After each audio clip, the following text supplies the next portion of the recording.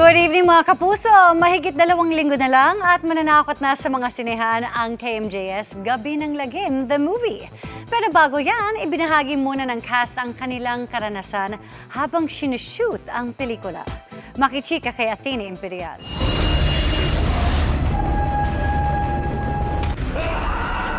Mga kwentong balot ng kababalaghan na batay sa tunay na mga pangyayari. Tiyak na nakakapanindig balahibo ang inaabangang KMJS Gabi ng Lagim, the movie. Ang bibida sa kwento ng pokong na si Miguel Tan Felix, hindi raw nagdalawang isip na tanggapin ang role na itinuturing niyang isang karangalan.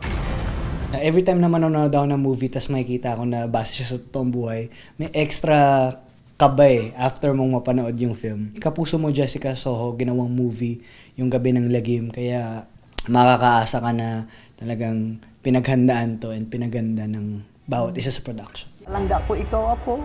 Palangga ako man, Kaula. Makaka-relate daw ang OFWs kay Miguel dahil gaganap siya bilang seaman na nakakita umano ng nilalang na pangitain daw ng kamatayan. Hindi ko na alam, hindi ko naiintindihan ko. Talagang nakakatakot daw siya shoot pa lang, ayon naman sa isa sa cast na si Sparkle actor Nikki Ko, lalo't kabilang sa tatalakayin sa pelikula ang exorcism. Ayaw mo na mangyari sa totoong buhay mo eh.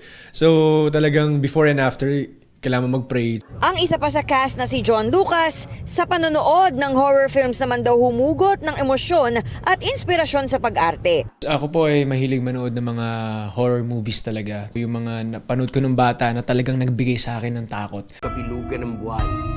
Aminado ring nakaramdam ng takot habang nagsushoot sa isang gubat si award-winning actor Elijah Canlas, na kasama ni Sanya Lopez sa kwentong Berbalang.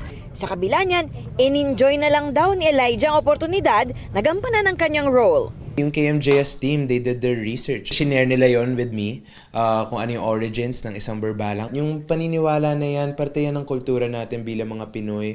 Yung mga supernatural, yung mga aswang, mga multo.